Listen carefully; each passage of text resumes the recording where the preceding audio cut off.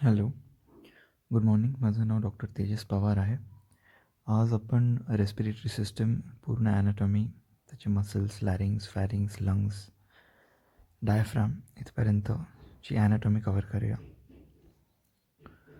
तर हा लेक्चर आपला विठामाई योग निसर्गोपचार कॉलेजसाठी रेकॉर्ड केलेला जात आहे. तर we will start with top to bottom. नोजपासून आपण लंग्सपर्यंत जाऊया.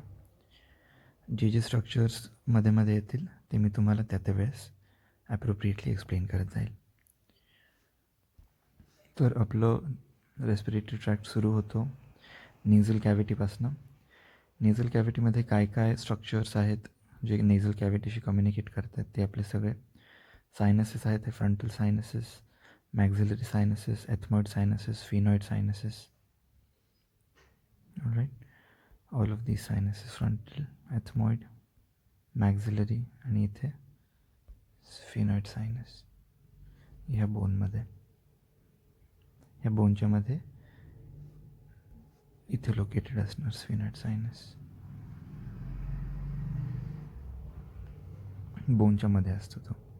ऑलराईट, आता ही जी नेझल कॅव्हिटी आहे ही ओरल कॅव्हिटीशी कम्युनिकेट करते. ऑलराईट, तर ही जी आहे ही आपली ओरल कॅव्हिटी आहे. ओरल कॅव्हिटीमध्ये तुम्ही जर पाहाल तुम्हाला इकडे लहान जीभ दिसणार. तर ओरल कॅव्हिटी आणि वरची ही जी नेझल कॅव्हिटी आहे, both of these will communicate वाया द ओरोफॅरिंग्स अँड द नेझोफॅरिंग्स. हे बघा, हे नेझोफॅरिंग्स आहे.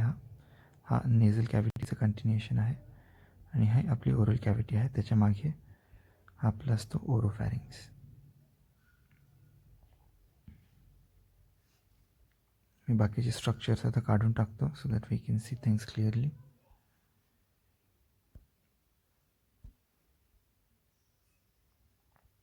राईट, आता दिसतं आपल्याला हे मसल्स आहेत काही काही पॅलेटचे. तर हे जे आपलं जे पॅलेट आहे, this is the hard palette, जो टाळू आहे आपला. आणि ह्या हार्ड पॅलेटच्या मागे हे आहे आपलं हार्ड पॅलेट, वरचा टाळू. हार्ड पॅलेटच्या मागे असणार आपलं सॉफ्ट पॅलेट. सॉफ्ट पॅलेटच्या खाली आपली लहान जीभ किंवा याला युव्युला म्हणतात. आणि दिस इज ओरोफॅरिंग्स. ओरोफॅरिंग्सच्या वरती this is the nasal cavity which continues in to the nasopharynx. हे मसल्स आहेत फॅरिंग्सचे आपले. तर आपले जे पूर्ण नेझोफॅरिंग्स आणि ओरोफॅरिंग्स आहे, फॅरिंग्सचे पार्ट्स आहेत हे ओरोफॅरिंग्स आणि नेझोफॅरिंग्स.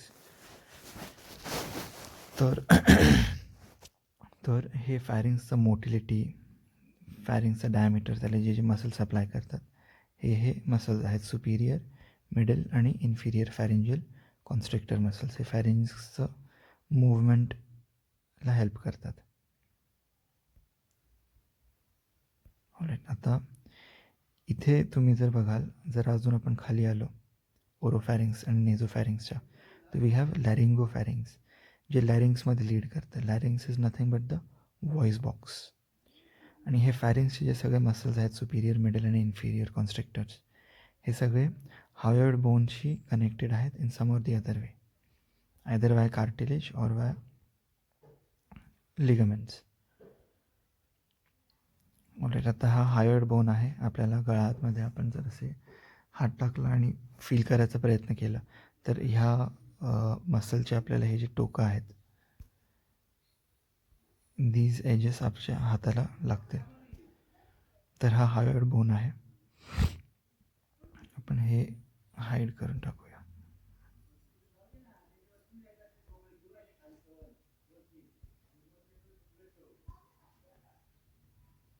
जसं जसं आता आपण मध्ये चाललो आहे, things will be clear. This is laryngopharynx, this is oropharynx. ठीक आहे.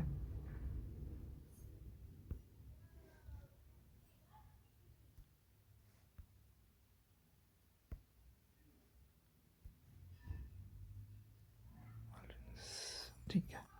तर हार्ड पॅलेट नंतर सॉफ्ट पॅलेट होते, जी आपल्या टाळूच्या मागे जे सॉफ्ट असतं, टाळूच्या जस्ट जिकडे एंड होतं, that is a soft palate. आणि हे आहे आपलं छोटी जीभ. ज्याला छोटी जीभ अटॅच असते. ऑलराईट, आता हे बघा, हे आहे आपलं ओरोफॅरिंग्स. वरती होतं नेझोफॅरिंग्स, हे आहे लॅरिंगोफॅरिंग्स. आता आपण मध्ये जाऊया ह्याच्या.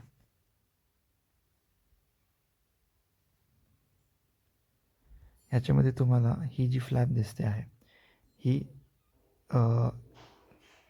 दिस will lead to the epiglottis. तर हे इसोफेगसमध्ये आपलं फूड जाईल का रेस्पिरेटरी ट्रॅकमध्ये आपलं फूड जाईल ते ही फ्लॅप डिसाईड करणार. ही फ्लॅप जर अशी पडते तर हे एक जे आपलं ओपनिंग असतं ते ओपनिंग बंद करून टाकते. तर हे बघा, हे काय आहे, हे आपले वोकल फोल्ड्स आहेत. These vocal folds are attached downwards to our trachea and bronchi. लॅरिंग्समध्ये ओपन होतो कारण की तो व्हॉइस बॉक्स असतो. तर our epiglottic valve will be closing the vocal cords. Vocal कॉर्ड्सच्या वरती असा तो स्वतःला झोपवून देतो हा फ्लॅप. आणि हा फ्लॅप जेव्हा असा होतो, क्लोज्ड होऊन जातो हा फ्लॅप, तेव्हा जे फूड आहे, जे पण आपण फूड खातो आहे ते इसोफेगसमध्ये जातं. हे आपलं इसोफेगस आहे. ही जी ट्यूब आहे this is R oesophagus.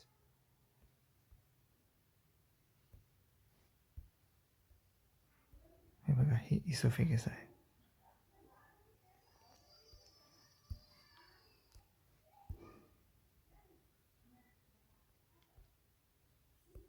Epiglottis, oesophagus, C oesophagus, आणि हे आपले रेस्पिरेटरी ट्रॅक्ट खालनं. तर आता वोकल कॉर्ड्सच्या अवतीभोवती स्ट्रक्चर्स पाहूयात आपण. तर त्यांच्या एक ट्रू वोकल कॉर्ड्स असतात आणि एक फॉल्स वोकल कॉर्ड्स असतात. त्यांच्यावरती आपला लॅरिंग्सचे बाकीचे स्ट्रक्चर्स असतात. लॅरिंगोफॅरिंग्स, त्याच्यावरती असतो epiglottis. So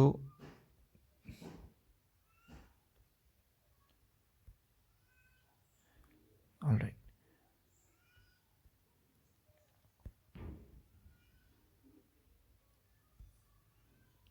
this is the laryngopharynx. हे लॅरिंग्स व्हॉइस बॉक्स आहे आपलं पूर्ण. हे आहेत ह्याचे वरचे फोल्ड्स, वोकल कॉर्ड्स वरचे फोल्ड्स, त्यांना वेस्टिब्युलर फोल्ड्स म्हणतात. आणि these are the true vocal cords. हे ट्रू वोकल फोल्ड्स आहेत आपले.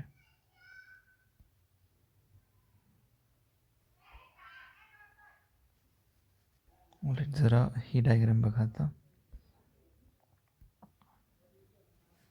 हे आपले लॅरिंग्स आणि फॅरिंग्स आहे. This is the oropharynx, this is the लॅरिंगोफॅरिंग्स.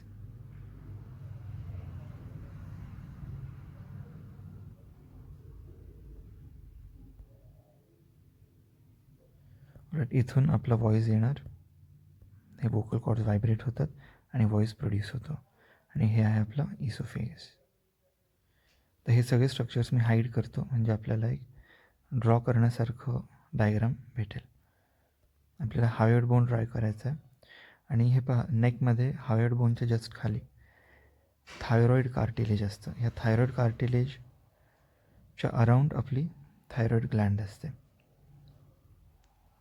So this cartilage acts as a protection for our windpipe. पूर्ण आपल्या ट्रकियाला एवढे कार्टिलेजेस का बरं अटॅच्ड आहेत, त्याचं कारण हेच आहे की कोलॅप्स नको व्हायला ही ट्यूब. बिकॉज एअरवेची जी ट्यूब आहे ही फार इम्पॉर्टंट ट्यूब असते. त्याला जर आपण प्रोटेक्शन नाही दिलं आणि त्याच्यात जर पाणी गेलं किंवा प्रेशर कमी जास्त झालं हवेचं, तर ही ट्यूब कोलॅप्स होऊ शकते, बंद होऊ शकते ही ट्यूब.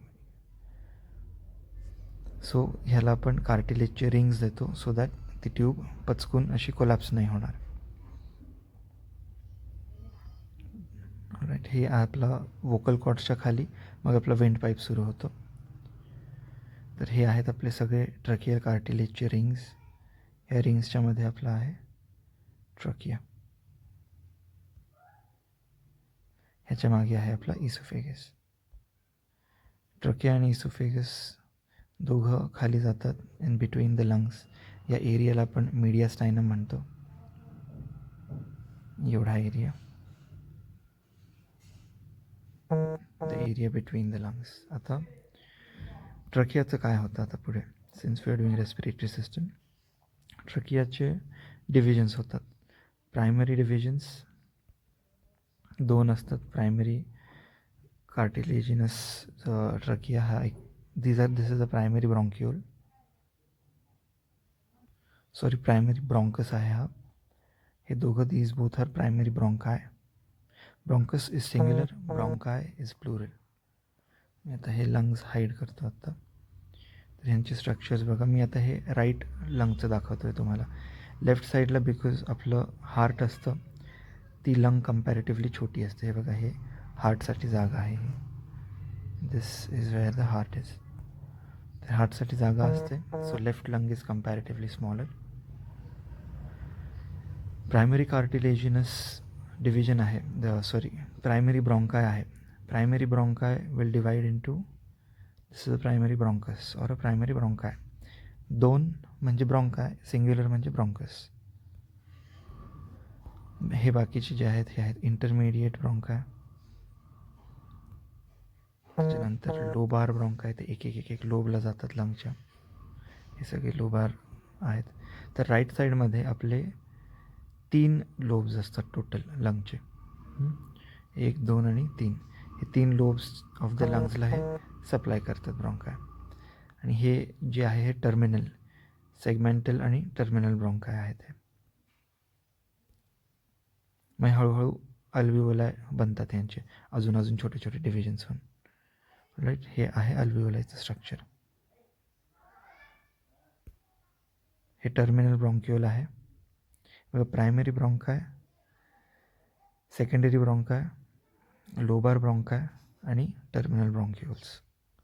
हे आहे अल्व्हिओलाय. ह्यांच्या अवतीभोवती बघा ब्लड वेसल्स असतात. हे अल्व्हिओलाय कट केलेत, त्याच्यामध्ये कसं दिसतंय पहा. हे आहेत ब्लड वेसल्स, आर्टरीज आणि veins.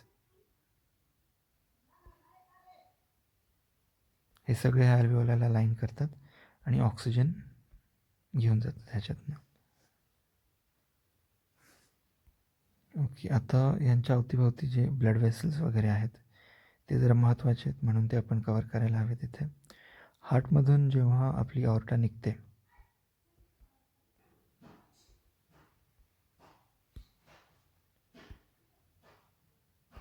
So this is the base of aorta. Aorta जशी हार्टमधून निघते तशी हे बघा, दिस इज द ऑर्टा. हे आहे ऑर्टा. ह्याचे सेगमेंट्स आहेत वेगवेगळे. तर ऑर्टा लेफ्ट साईडला आणि राईट साईडला ब्रांचेस देते. ठीक आहे. ब्रॅक्युलर आर्टरीज, ब्रेकियोसेफॅलिक आर्टरीज, हे सगळे आर्टरीज देणार. हे आहे सबक्लॅव्हियन. सबक्लॅव्हियन म्हणजे क्लॅव्हिकलच्या खालची. सबक्लॅव्हियन ब्रांचेस, ब्रेकियोसेफॅलिक ब्रांचेस, आणि इथून जातात आपल्या नेकमधले branches, that is the common carotid. Common कॅरोटिडचे नंतर डिव्हिजन्स होतात, इंटरनल आणि एक्सटर्नल कॅरोटिड. हे पहा, एक्सटर्नल आणि इंटरनल कॅरोटिड. हे नंतर वरती जाऊन आपलं ब्रेन आणि मेड्युला ऑब्लॉंगेटाच्या अवतीभोवती एक सर्कल ऑफ विलिस ह्या ब्लड सप्लायला प्रोव्हाइड करतात. आपण हे स्कलमध्ये डिस्कस केलेलं आहे, सर्कल ऑफ विलिस. हे आहे कॅरोटिड आर्टरीज. पहा, कॉमन कॅरोटिड, ही आहे इकडची कॉमन कॅरोटिड राईट साईडची. हे आहेत सबक्लेव्हियन आणि हे आहेत ब्रेकियोसेफॅलिक. All right. तर इथे जेव्हा आपण हात लावून बघतो की बाबा पल्स आहे की नाही, मानेच्या आजूबाजूला जेव्हा आपण बघतो, तेव्हा आपल्याला हा जो ट्रकिया आहे, ह्या ट्रकियाच्या दोन्ही साईडला अराऊंड 2 सेंटीमीटर अंतर ठेवून तिकडे आपलं बोट लावून, 3 बोटं लावून पाहायचं असतं की बाबा if there is pulse or not. तर आपले जे 3 बोटं आहे ते इकडे असे येतात to check if there is pulse or not, as close to the heart as possible.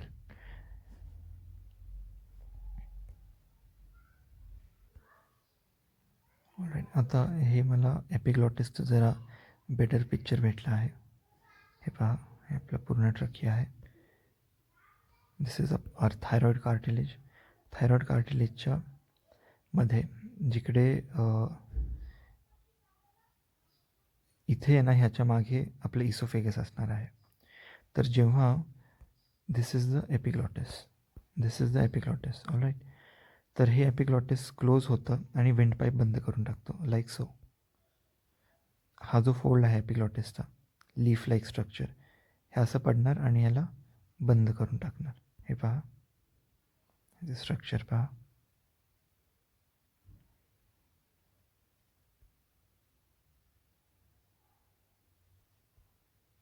So हा जेव्हा एपिग्लॉटिस जेव्हा असं पडतो विंड पाईपवरती, तो वोकल कॉर्ड्स बंद करून टाकतो. असं पूर्ण प्रकारे it closes the windpipe. आणि मग एपिग्लॉटिसच्या सरफेसवरनं डायरेक्ट इसोफेगसमध्ये फूड जातं.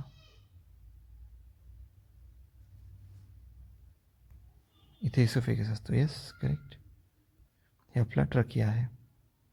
ट्रकियाच्या मागे आपला इसोफेगस असणार आहे. ऑलराईट, आता आपण लंग्स मेन ह्यांच्याबद्दल डिस्कस करूया.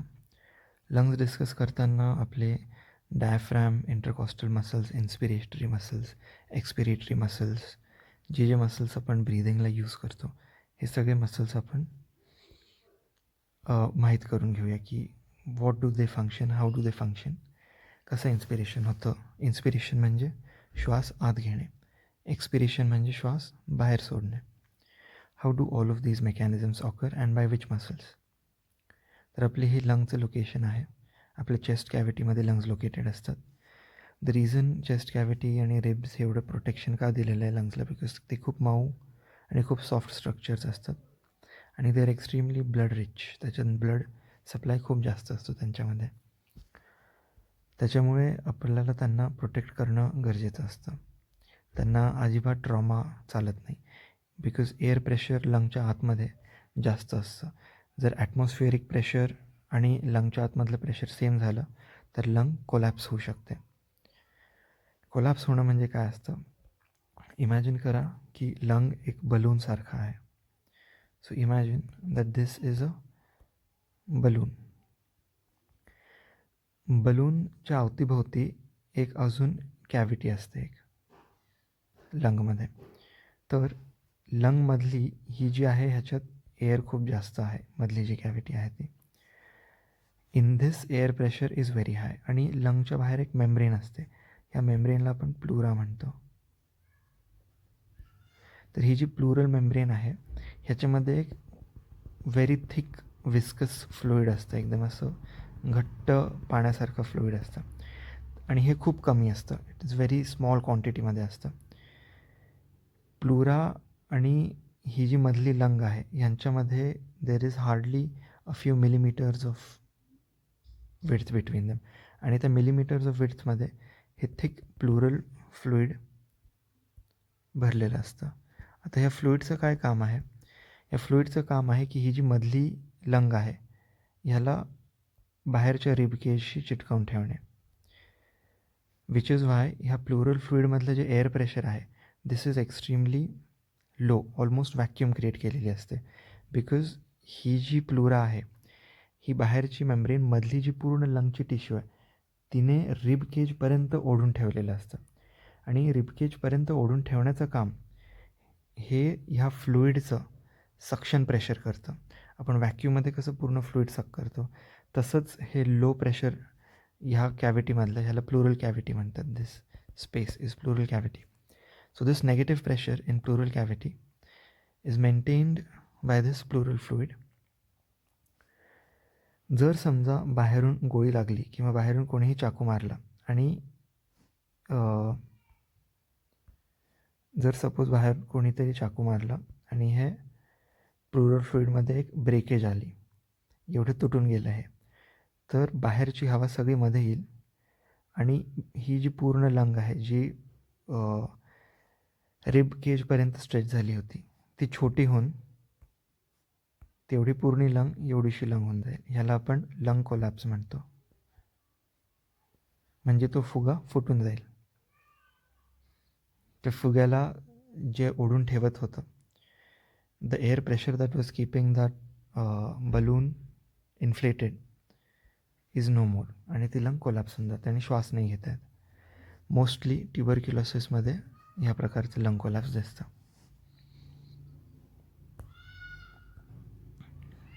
ऑलराईट, आता लंगला ओढून ठेवलेलं आहे बाहेर चेस्ट कॅव्हिटीपर्यंत, एवढं आपल्याला कळालेलं आहे. आता लंगला जेव्हा चेस्ट कॅव्हिटीशी चिटकवून दिलेलं आहे, since the lung has been stuck to the chest cavity,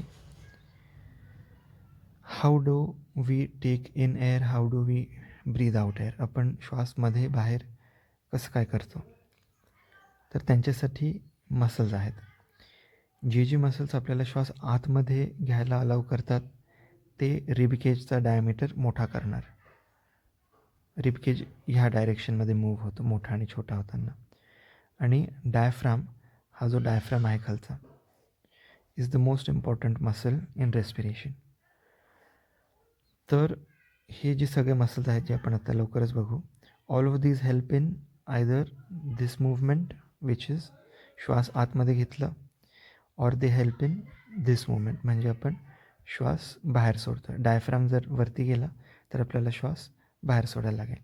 तर आपण बघूया सगळ्यात आधी श्वास आतमध्ये घेताना काय काय होतं. आता हे सगळे मसल्स आहेत जे आपण श्वास आतमध्ये घेताना वापरतो. हे मानेचे सुद्धा, बिकॉज ते आपल्या चेस्ट कॅव्हिटीचा व्हॉल्यूम वाढवतात, एक्सपांड करतात चेस्ट कॅव्हिटीला वरती खेचून. बरोबर, हे ह्या डायरेक्शनला खेचतील. हे जे मसल्स आहेत हे ह्या डायरेक्शनला खेचतील. हे जे पाठीचे मसल्स आहेत ते ह्या डायरेक्शनला खेचतील. आणि हा जो पिंजरा आहे आपला छातीचा, the rib cage, this will be expanded in a manner like so. हे बघा, हे डायरेक्शन बघा ह्या मसल्सचे. बरोबर आहे, हे ह्या डायरेक्शनला खेचत आहेत आपल्या कॅव्हिटीला.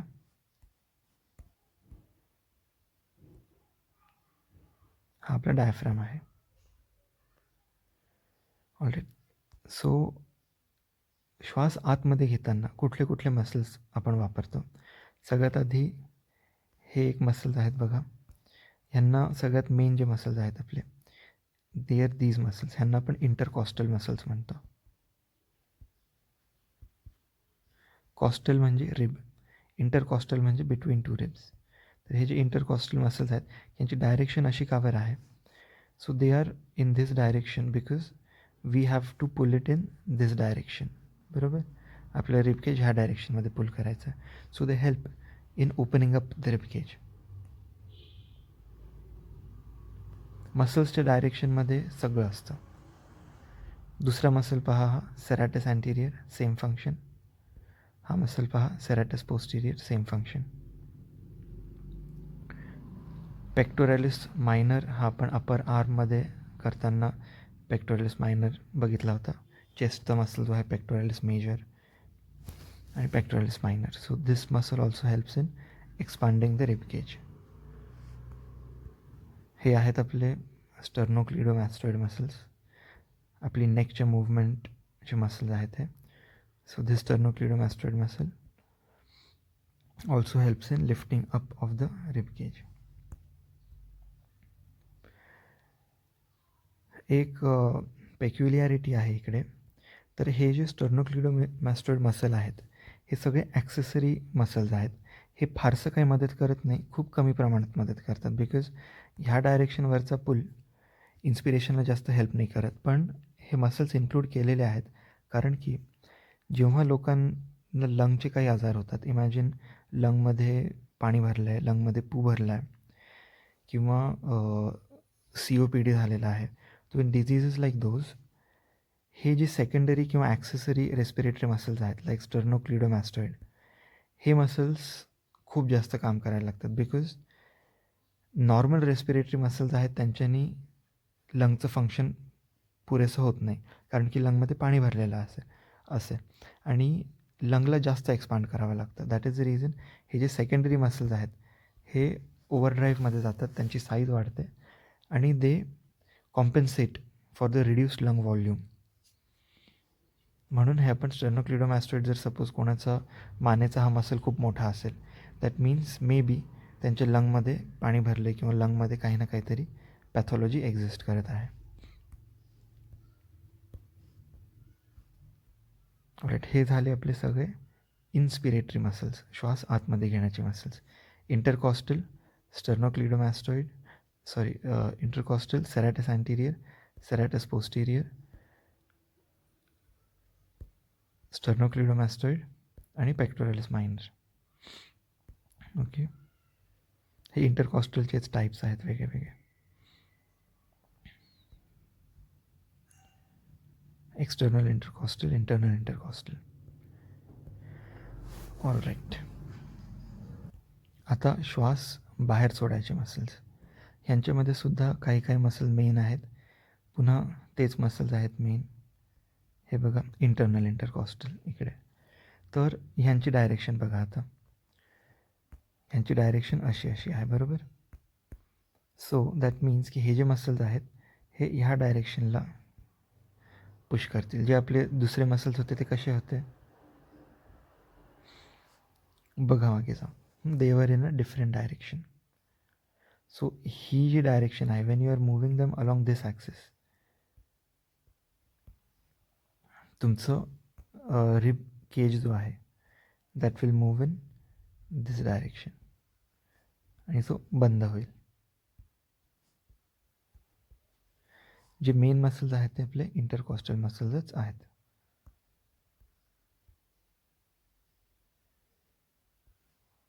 बाकीचे मसल्स कुठले आहेत अजून main मसलमध्ये?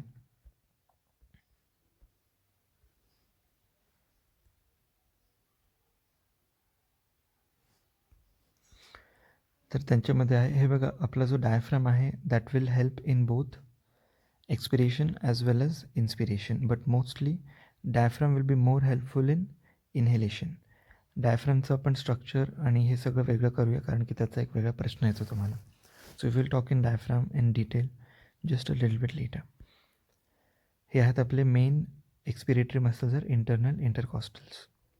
Sorry, expiratory muscles are internal intercostals. हे व्हॉल्यूम कमी करणार लंग्सची. आधी आपली अशी डायरेक्शन होती त्यांची, आता ह्यांची अशी डायरेक्शन आहे. हे आहे रेक्टस ॲबडॉमिनस मसल.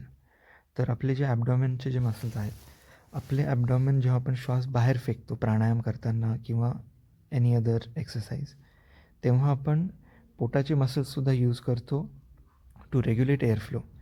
हवा मध्ये घ्यायला किंवा बाहेर सोडायला प्राणायाम करताना हे सगळे मसल्ससुद्धा आपण कामात घेतो. तर ह्यांच्यामध्ये आहेत आपलं रेक्टस ॲबडॉमिनस, इंटरनल ऑब्लिक आणि ट्रान्सवर्स ॲबडॉमिनस. हा पूर्ण लेयर, एकावरती एक लेयर आहे यांची. दिस इज इंटरनल ऑब्लिक, हा बाहेरचा आहे एवढा, आणि दिस इज ट्रान्सवर्सस ॲबडॉमिनस. पूर्ण ॲबडॉमिनला कवर केलेलं असतं ह्या मसल्सनी. सो हे झाले आपले एक्सपिरेटरी मसल्स. आणि एक्सपिरेशन ही एक पॅसिव्ह प्रोसेस आहे, त्याच्यामुळे ह्याला जास्त मसल्स कामात येत नाही. लंग स्वतःच्या इलास्टिसिटीनी आणि स्वतःच्या स्ट्रक्चरनी, रिब्सच्या वगैरे यांच्या स्केलेटल सपोर्टनी पुन्हा आपल्या रेस्टिंग पोझिशनला एक्झिलेशनमध्ये येऊन जाते. वर्क आपल्याला तेव्हाच करायला लागतं जेव्हा आपण श्वास आतमध्ये घेतो. श्वास बाहेर सोडणे ही एक पॅसिव्ह क्रिया आहे. सिन्स श्वास बाहेर सोडणे ही पॅसिव्ह क्रिया आहे, त्याला एवढे जास्त मसल्स लागत नाही.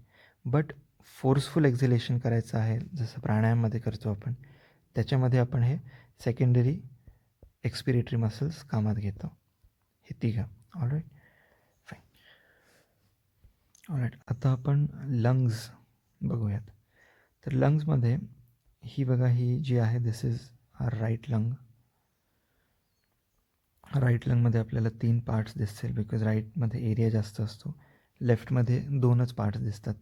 सो हे बघा, दिस इज आर राईट लंग. तर आधी राईट लंग बघूया आपण. याच्यामध्ये 3 लोब्स असतात, एक हा सुपिरियर लोब, मिडल लोब आणि इन्फिरियर लोब. खालनं पण ह्याचा आकार बघा, इकडे खालनं एवढा दिस सरफेस इकडे आपलं लिव्हर रेस्ट करतं, म्हणून ते ह्या शेपचा आहे. तो हा आहे inferior lobe, this is middle lobe, this is Superior lobe.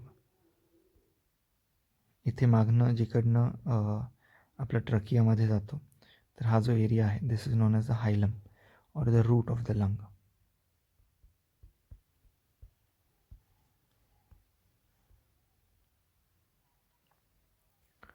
तर आपला जो राईट लोब आहे, राईट लंग आहे, त्याचे 3 लोब्स असतात. आणि आपला जो लेफ्ट लंग आहे इकडे नाही आहे, म्हणून मी ड्रॉ करतो. आपली जी लेफ्ट लंग आहे that is having only 2 lobes. तर हे 1, 2 आणि 3 लोब्स आणि हे 4 आणि 5 लोब्स. टोटल आपल्या लंगचे 5 लोब्स असतात. तर आपण जेव्हा पण आता कोविडमध्ये तुम्ही बघितलं असेल, कोविडमध्ये there is a test which is HRCT of the lung. तर ह्या HRCT लंग ह्या टेस्टमध्ये आपण एक्झॅक्टली स्कोरिंग कशी देतो आहे की बाबा कोविडचं किती प्रमाण आहे आणि किती लंग तुमचं ऑलरेडी स्कार फॉर्मेशन झालं आहे, किती लंग तुमचं कामात नाही आहे आता. How much of the lung is functional, how much of the lung is scarred. तो to find out that HRCT आपण करतो चेस्टचा. आणि तुम्ही बऱ्याचदा बघाल की 25पैकी एक स्कोअर देतात ते HRCTमध्ये. तर 25पैकी हा जो स्कोअर कॅल्क्युलेट केलेला आहे तो पर लोब 1, 2, 3, 4 आणि 5 पर लोब देर इज 5 मार्क्स. आणि हे 5 × 5 करून 25 दर लोबला 5, 5, 5, 5 मार्क असं करत 25 स्कोअर हा ठरवतात. तर प्रत्येक लोबमध्ये इफ सपोज आपण 4th लोब बघत आहोत, लेफ्ट साईडचा आपण लंग लोब बघत आहोत, तर इफ दिस इन लोब, ह्या लोबमध्ये more than 60% of this lobe is infected आणि it is showing ground glass opacities. So if it is showing ground glass opacities आणि more than 60% of the lung is showing it, of that lobe is showing it, तर त्या लोबला आपण 4 out of 5 marks देतो. तर असे प्रत्येक लोबचे marks calculate करून ते टोटल ॲड करतात सगळ्यांची आणि 25पैकी त्यांना मार्क्स देतात. सो दिस इज थोडंसं कोविड आहे आपलं म्हणून तुम्हाला सांगून देतो. That is how we calculate HRCT scores of lung. आणि बघा राईट साईडला 3 लोब असतात, लेफ्ट साईडला 2 लोब असतात. एवढंच फक्त लक्षात ठेवा या सगळ्या ह्याच्यातनं. मी ते HRCTबद्दल म्हणून सांगितलं होतं because in covid times these are few things that you must know. Okay, nerve सप्लायची गोष्ट केली तर ही बघा, ही नर्व दिसत असेल तुम्हाला, द फ्रेनिक नर्व. तो phrenic and costophrenic nerves will help in will innervate the lung. त्याच्यामधलं प्रेशर किती आहे, टेन्शन किती आहे, लंगची हेल्थ कशी आहे, लंगला इंजुरी झाली आहे की नाही, all of these sensations will be carried by these phrenic nerve, दोन्ही साईडला असणारी. आणि जे मसल्सला सप्लाय करतात, कॉस्टल मसल्सला जे सप्लाय करतात, intercostal muscles, that will be costophrenic nerves. नर्व्समध्ये एवढंच आहे, no need to go in detail. फक्त ही जी फ्रेनिक नर्व आहे ही डायफ्रॅमलासुद्धा सप्लाय करते, एवढं बघून घ्या. बिकॉज डायफ्रॅमचंसुद्धा रेस्पिरेशनमध्ये फंक्शन असतो. So the phrenic nerve will supply to the diaphragm as well. हे आपलं डायफ्रॅमचं डोम आहे.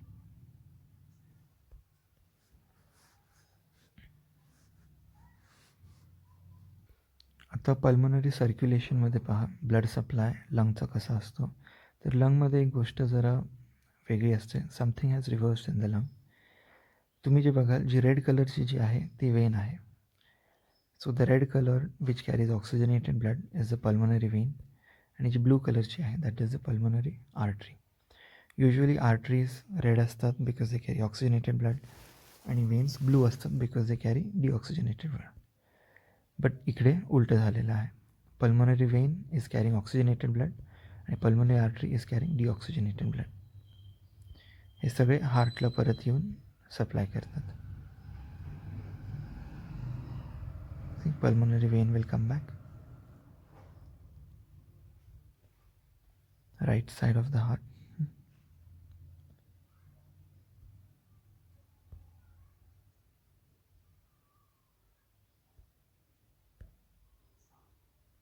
ही आहे पल्मोनरी ट्रंक, ज्याचे 2 पार्ट्स होतात which go in to the left and right side of the lung respectively.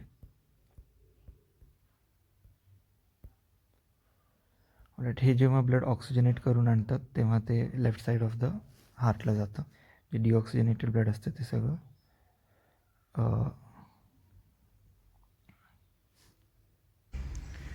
आपल्या बॉडीतलं जे डिऑक्सिजनेटेड ब्लड असतं ते सगळं इकडनं सुपिरियर आणि इन्फिरियर वेना कावानी येतं. It goes to the right side of the heart. तिथून ॲट्रियम व्हेंट्रिकल करून इकडून पल्मोनरी ट्रंकमधून लंग्सकडे जातं. लंग्सहून ऑक्सिजन इथून पुन्हा लेफ्ट साईड ऑफ द हार्टला येतं, लेफ्ट एट्रियममध्ये येतं, लेफ्ट व्हेंट्रिकलमध्ये जातं आणि एअरटामधून बाकीच्या बॉडीला जातं. ऑलराईट, हे बघा, हे जे ट्रकियल रिंग्स आहेत ते पोस्टिरियरली लोकेटेड नसतात, बिकॉज पोस्टिरियरली आपला इसोफेगस असतो. त्याच्यामुळे गिळताना कधी कधी जर खूप जास्त काही मोठा पण गिळला तर बिकॉज हे जे कार्टिलेजिनस रिंग्स मागून नसतात इसोफेगसच्या दिशेने, बिकॉज इकडे आपला इसोफेगस असतो. आपण जर काही खूप मोठं काहीतरी जेवण गिळलं तर तो आपल्या ट्रकियाला दाबू शकतो आणि विंड पाईप ब्लॉक करू शकतो. So this is the reason why, because हे कार्टिलेजिनस रिंग्स पोस्टिरियरली नसतात विंड पाईपच्या. बघा, मागून डेफिशियंट आहेत. Okay, so this completes our lecture. Respiratory सिस्टममध्ये एवढंच आहे, एवढंच पुष्कळ आहे. ह्याच्यावरतून तुम्हाला फक्त ते डायफ्रॅमबद्दल काही प्रश्न विचारतील, शॉर्ट आन्सर क्वेश्चन येणार आहे. तर डायफ्रॅममध्ये एवढं लिहायचं फक्त, it is one of the main respiratory muscles. It helps in inspiration as well as expiration, but more so for inspiration. आणि diaphragm is a dome shaped muscle, एक डोम शेपचा असतो. आणि इकडे हे जे ओपनिंग दिसतं ना तुम्हाला, this opening is for oesophagus. बघा, ते वरतून इसोफेगस येतं. ठीक आहे, हे आहे इसोफेगसचं ओपनिंग. इकडून आपलं स्टमक सुरू होणार, जस्ट लाईक सो.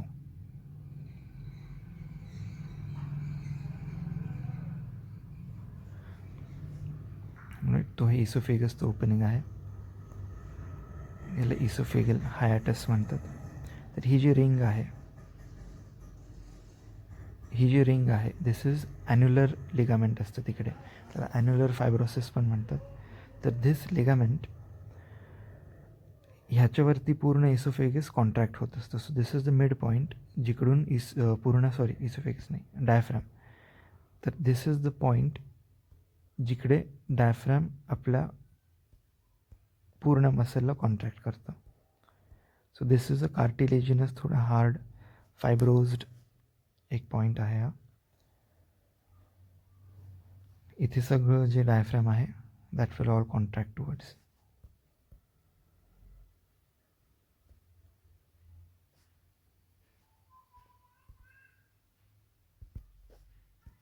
तर हे डायग्राम बघा, हे आपलं मागचं स्पायनल कॉर्ड आहे हा. This is our spinal cord. तर हा जो आहे this is known as the oesophageal hiatus. हे इसोफेगल हायॅटसच्या अराउंड हे जे पण व्हाईट रिजन दिसतो आहे आपल्याला, that is known as the central tendon of diaphragm.